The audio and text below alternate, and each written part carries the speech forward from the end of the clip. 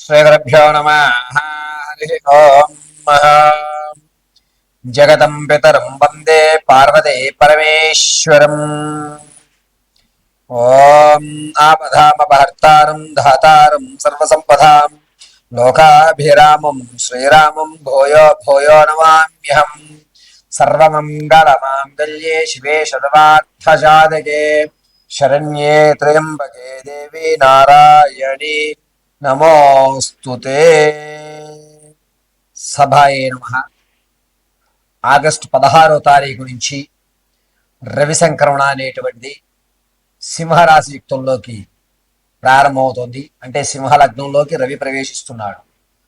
ఈ ప్రవేశం అనేటువంటిది ఆగస్టు 16 నుంచి ప్రారంభం చేసుకుని సెప్టెంబర్ 19 వరకు కూడా రవి సింహలగ్నంలోకి రావడం, దీనివల్ల జరిగేటువంటి మార్పులు కానీ, ద్వాదశ రాశుల వారికి కలిగేటువంటి అద్భుత అవకాశాలు కానీ, లేకపోతే ఆర్థికంగా నిలబడ్డానికి రవి ఏ విధంగా సహకరిస్తాడేమో అనేటువంటి విషయాలు, అంతేకాకుండా ఎప్పటి నుంచో చూస్తున్నటువంటి కోర్టు సంబంధిత వ్యవస్థలు, ఆరోగ్యమైనటువంటి సమస్యలు ఉన్నాయా లేవా, ఒకవేళ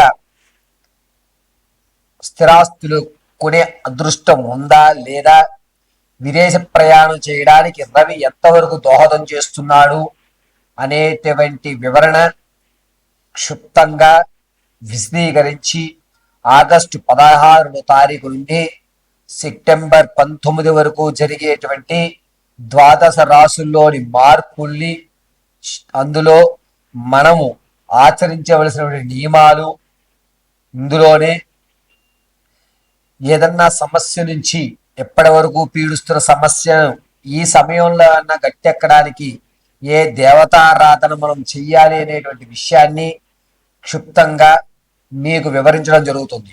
ఈ ద్వాదశ రాశుల వారికి కూడా సింహలగ్నంలోకి రవి సంక్రమించిన తర్వాత దీర్ఘమైనటువంటి రోగాలు ఏమన్నా ఉన్నాయా, అటువంటి రోగాలు ఉంటే కనుక నివారణ ఏమి చేయాలి అనేటువంటి విషయాన్ని, ఉద్యోగం రాక ఇబ్బందులు పడుతున్న వారికి ఉద్యోగ ప్రాప్తి కలగడానికి అవసరమైనటువంటి అవకాశాలు కలగడానికి ఏ విధమైన మంత్రోచ్చారణ చేసుకోవాలి, ఏ సమస్యకు ఏ పరిష్కారం లభిస్తుంది అనేటువంటి వివరణ అంతటినీ కూడా ద్వాదశ రాశుల వారికి ఆగస్టు 16వ తారీఖు నుండి ప్రారంభం చేసుకుని సెప్టెంబర్ 19 వరకు కూడా మీకు వివరణ ఇవ్వడం జరుగుతుంది. ఈ రవి సంక్రమణ అనేటువంటిది మీకు చెప్పేటువంటి ఈ వివరణలన్నీ కూడా గోచార రీత్యా మాత్రమే చెప్పడం జరుగుతుంది, వ్యక్తిగతంగా కాదు. వ్యక్తిగతంగా మీ యొక్క జాతకాన్ని పరిశీలన చేసుకోవాలి అంటే కింద స్క్రోల్ అవుతున్న నెంబర్ను సంప్రదించండి. సంప్రదించి మీ యొక్క వ్యక్తిగత జాతకాన్ని తెలుసుకుని అందలి రవి అంతర్ధంలో ఎవరున్నారు అనేటువంటి విషయాన్ని గ్రహించుకుని తగు శాంతులు కానీ, ఏ విధమైనటువంటి రాయిని మనం ధరిస్తే కలిసి వస్తుంది అనేటువంటి విషయాన్ని పరిశీలన చేసుకోండి. ఈ రాశి ఫలితాల్లో కేవలము సంక్రమణ చెందిగేటువంటి విషయాన్ని మాత్రమే చెప్పడం జరుగుతోంది. ఇందులో అంతర్దశ అనేటువంటిది ఏం జరుగుతోంది, దానివల్ల జరిగేటువంటి మార్పులు ఏమిటి, ఇందులో మనం ఏదన్నా వ్యక్తిగతంగా మారాలా, సమయాన్ని మనకి అనుకూలంగా ఏ విధంగా ఏ దేవతామూర్తిని ఆరాధిస్తే సమయం మనకు అనుకూలిస్తుంది, ఏ దిశగా మనం వెళ్తే మన యొక్క కార్యక్రమాలు దిగ్విజయం అవుతాయి, ఈ నెల రోజులు కూడా ఏ విధమైనటువంటి నియమాలు పాటించుకుంటే మనకి పాజిటివ్ వైబ్రేషన్స్ వస్తాయి, ఇంట్లో చికాకులు పోవడానికి ఈ నెల రోజులు ఏ విధమైన నియమాలు పాటించుకోవాలనేది పార్వతీ పరమేశ్వరుల అనుగ్రహంతో, నా తండ్రి యొక్క ఆశీస్సులతో మీకు వివరణ ఇవ్వడం అనేది జరుగుతుంది. ఈ వివరణల ద్వారా మీ యొక్క జాతకంలో మార్పులు చెందించుకుని చక్కగా అందరూ కూడా మీ సమస్య నుంచి బయటపడేటువంటి మహత్తవకాశం కలుగుతుందని పార్వతీదేవిని పరిపూర్ణంగా నమ్ముతూ అమ్మవారి పాదాలు పట్టుకుని మీకు ఆగస్టు 16 నుంచి సెప్టెంబర్ 19 వరకు జరిగేటువంటి మార్పులు, దానివల్ల మనకి పొందేటువంటి సత్ఫలితాలు, దాంట్లో వచ్చేటువంటి విపత్తులు, ఇవన్నీ కూడా క్షుణ్ణంగా వివరించడం జరుగుతుంది. తదుపరి మిథున రాశి. మిథున రాశి వారికి రవి సంక్రమణ సింహలగ్నంలోకి రావడం, అందులోనూ ఈ యొక్క మిథున రాశి వారికి రాహుస్థానం నీచంలో చూడటం వల్ల కాస్త ఇబ్బందిదాయకంగా నడుస్తూ ఉంటుంది. మిథున రాశిలో వారికి ఈ ఆగస్టు 18వ తారీఖు నుంచి ప్రారంభం చేసుకుని వచ్చేటువంటి సెప్టెంబర్ 19వ తారీఖు వరకు కూడా కాస్త ఇబ్బంది పెట్టేటువంటి అవకాశం ఎక్కువ కలుగుతుంది. ఏ విధంగా అంటే ఆరోగ్యపరంగా మాత్రం మిథున రాశి వారు ఇబ్బంది పడుతూ ఉంటారు. కేవలం సంపాదించింది కానీ లేకపోతే అప్పు తెచ్చింది కానీ హాస్పిటల్ పాలయ్యేటువంటి అవకాశం ఎక్కువ లభిస్తూ ఉంటుంది. వీరు జీర్ణకోశానికి సంబంధించినటువంటి ఇబ్బందులు కలుగుతూ ఉంటారు. ప్రమోషన్లు అయితే మాత్రం ఖచ్చితంగా వచ్చే అవకాశం ఉంది. ఆర్థికంగా నిలబడడానికి అవకాశం చాలా అంటే చాలా తక్కువగా ఉంది. ఎవరైతే మీ దగ్గర నుంచి ధనం తీసుకున్నారో, అప్పుగా తీసుకున్నారో, వారు మీ ధనాన్ని ఇస్తారు. కానీ ఆ ధనాన్ని తీసుకెళ్లి మీరు డాక్టర్ గారి పాలు చేయవలసిందే.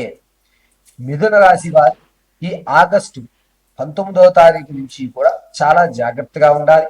ఆలోచన విధానం అంతా కూడా కొంచెం మారుతుంది. మీరు వేసిన అంచనాలు ఖచ్చితంగా ఉంటాయి.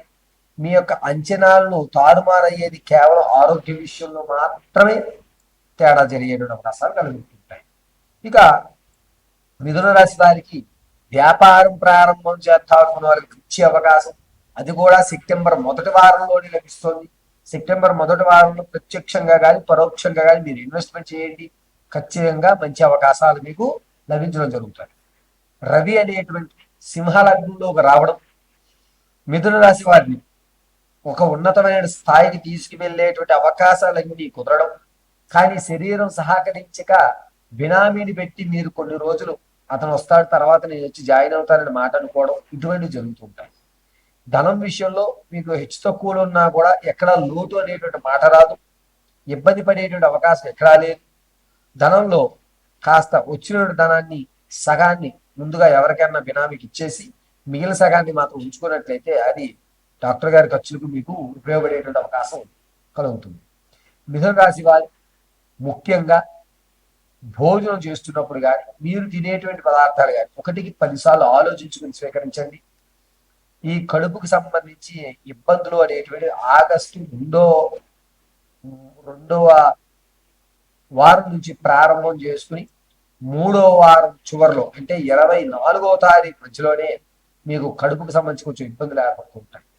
మిథున రాశి వారు ఖచ్చితంగా రవి సంక్రమణ జరగడం వల్ల ఒక అద్భుతమైన అవకాశానికి సంగ్రామాలు ఏర్పడతాయి. అంటే ఏమిటంటే మీకు అవకాశం చూపించే వ్యక్తి నేను చూసుకుంటాను, నీకు ఒక బిజినెస్ కానీ నీకు ఒక లైఫ్ కానీ మన యొక్క ఫార్మ్లో అంటే మా యొక్క కంపెనీలో ఉన్నాయి అని చెప్పేటువంటి ఒక మంచి అవకాశం, మంచి వాతావరణం, ఎన్విరాన్మెంట్, మంచి వాతావరణం అనేది మీకు ఏర్పడేటువంటి అవకాశం ఎక్కువ లభిస్తుంది.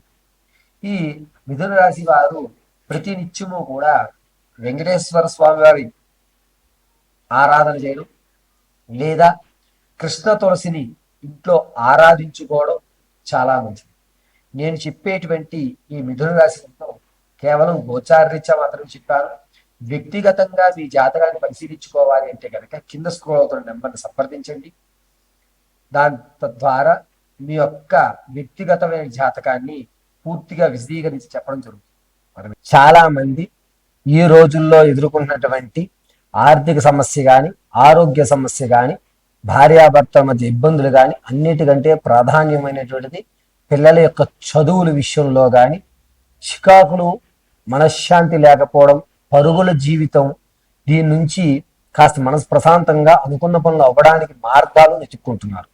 ఈ మార్గాల్లో ఇప్పుడు ప్రాపగండాగా ఉన్నది కరుంగలీమాల.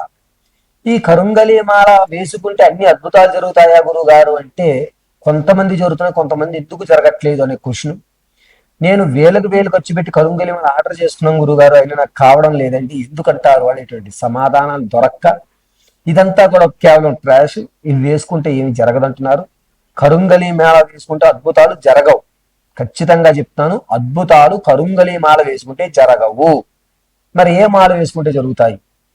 ఏ మాల వేసుకున్నా అద్భుతం జరగాలి అంటే అది మీ జాతకానికి ఉపయోగపడుతుందా లేదా, అది మీరు వేసుకోవచ్చా లేదా అనేది పరిశీలన చెయ్యాలి ఫస్ట్. ఏది పడితే అది మనం వేసుకోం. మనం ఒక షాప్కి వెళ్ళామనుకోండి, మనకు నచ్చిన డ్రెస్ ఉండాలి, మన సైజుకి సరిపోవాలి, అది చూస్తే మనం ఒక అపీరెంట్ కనబడాలి అనేదే కదా మనం చూసుకుని వేసుకుంటాం. అలాగే కరుంగలి మాల కానీ, స్ఫటిక మాల కానీ, రుద్రాక్ష మాల కానీ, వైజయంతి మాల కానీ, ఇలా స్ఫటిక మాల కానీ ఇలా మనం వేసుకున్న తర్వాత వాటికి కొన్ని నియమాలు ఉంటాయి. ఇవి ఎవరు చెప్పరు. ఆర్డర్ పెట్టాము, ధనుష్ వేసుకున్నాడు, పవన్ కళ్యాణ్ వేసుకున్నాడు, ఈ స్టార్ వేసుకున్నాడు, ఆ స్టార్ కాదు. అది వాళ్ళకి నప్పుతుందా లేదా. నా దగ్గరికి గురుగారు నేను కరుంగలి మాల కొన్న తర్వాత కూడా నాకు చాలా ఇబ్బందులు అవుతున్నాయండి, చాలా ఫోన్ కాల్స్ వస్తున్నాయి. వీటికి పరిష్కారం చెప్తాను, వినండి జాగ్రత్తగా. ఏ మాలన్నా సరే మీరు ధరించుకోవాలంటే ముందు మీ జాతకాన్ని పరిశీలన చేయించుకోవాలి.